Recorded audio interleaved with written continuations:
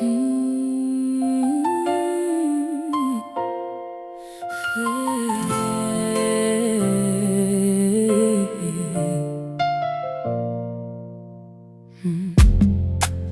Quando o mundo dizia que era o fim, tu seguraste a minha mão.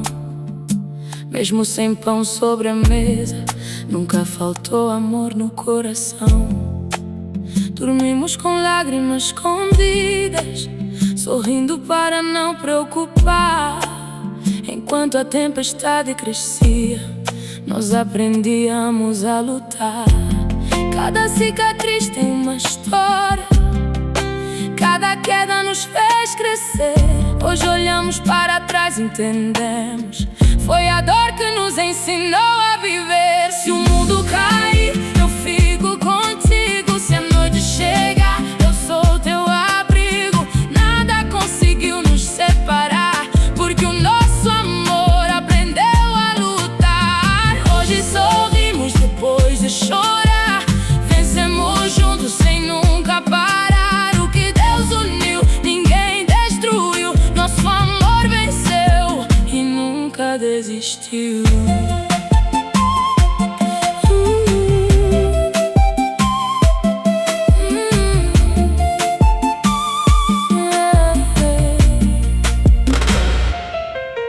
Houve dias sem esperança, em que só restava acreditar.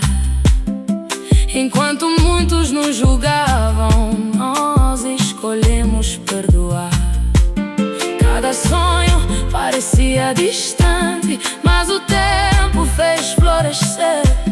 O impossível virou milagre, porque escolhemos permanecer. Lembras das noites em silêncio, quando o medo nos fazia tremer? Mesmo assim dizias baixinho, enquanto eu respirar vou amar você. Foi aí que descobri que riqueza não é dinheiro. Encontrar alguém que fique quando o mundo inteiro vai embora.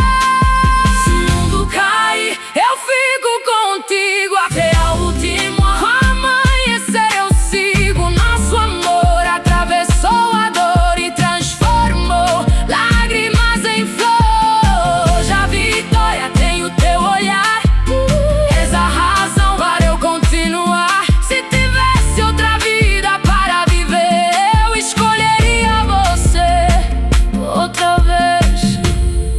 Nem o tempo,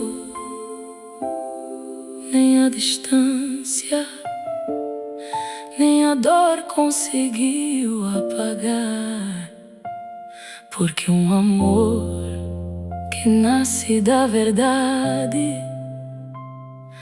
é um amor que aprende a eternamente amar.